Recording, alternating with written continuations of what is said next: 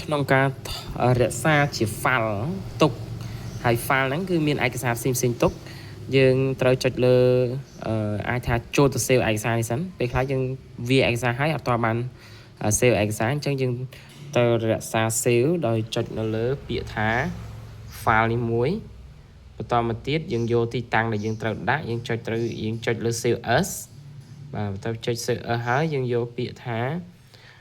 browse ហើយវានឹងលោតផ្ទាំងមួយនេះបន្ទាប់ពីលើផ្ទាំងមួយនេះយើងយកពាក្យថា new folder បាទ new folder នេះមកបន្តមកទៀតយើងអាចដាក់ឈ្មោះថា T អញ្ចឹងទៅឬក៏ដាក់ឈ្មោះទៅតាមតម្រូវការរបស់យើងអញ្ចឹងទៅបាទបន្តមកទៀតយើងចុច open នេះមកបាទហ្នឹងវាទៅជា file មួយហើយបាទហើយនេះឯកសាររបស់យើងអាចបង្កើតfile T ហើយថែម file នៅក្នុងហ្នឹងថែមទៀតក៏បានដែរបានន័យថាសមីមួយហ្នឹងមានសមីផ្សេងទៀតនៅខាងក្នុងហ្នឹងថែមទៀតនេះចុច new folder នេះតទៀតមកបាទអញ្ចឹងខ្ញុំដាក់តាំងដាក់អក្សរ T មួយហើយខ្ញុំចុច open ទៀតបាទបន្តមកទៀតនេះឃើញទេហ្នឹងគឺវាទៅអញ្ចេះទៀតហើយនេះឃើញទេ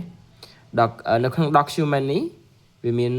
T file នេះហើយវាមាន T នេះទៀតអញ្ចឹងអាហ្នឹងដោយសារយើងរើសទីតាំង document អញ្ចឹងវា load មកអញ្ចឹងហើយឯកសារមួយហ្នឹងគឺនេះឯកសារមួយហ្នឹងសមត្ថកម្មហ្នឹងសមត្ថកម្មតេស្តវត្តហ្នឹងគឺនៅក្នុង T តូចហ្នឹងទៀតបាទអញ្ចឹងនៅពេលដែលយើងបិទឯកសារនេះទាំងមូលទៅបាទរួចហើយយើងមករកឯកសារនេះឡើងវិញបាទអញ្ចឹងយើងអាចចុចពាក្យថា open ហើយចុចពាក្យ browse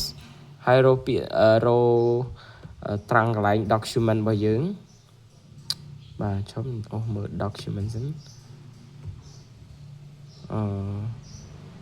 document យើងអាចចុចលើ PC មកហើយយើងយក 3D document នេះឈប់សិន document របស់បាននៅត្រង់នេះ document របស់យើងហើយយើងចុចពាក្យថា T នៅត្រង់នេះទៅ TY អញ្ចឹងទៅវានឹងចេញ file នេះហើយបាទនេះមកវានឹងចេញ file តូចមួយទៀតនៅក្នុងហ្នឹងទៀតបាទអញ្ចឹងហ្នឹងគឺជាមធ្យោបាយមួយនៃការរក្សាទុកឯកសារឲ្យវាទៅតាមតម្រូវការរបស់យើងបាទវីដេអូនេះក៏មានតែប៉ុណ្្នឹងសូមអរគុណច្រើនជម្រាបលា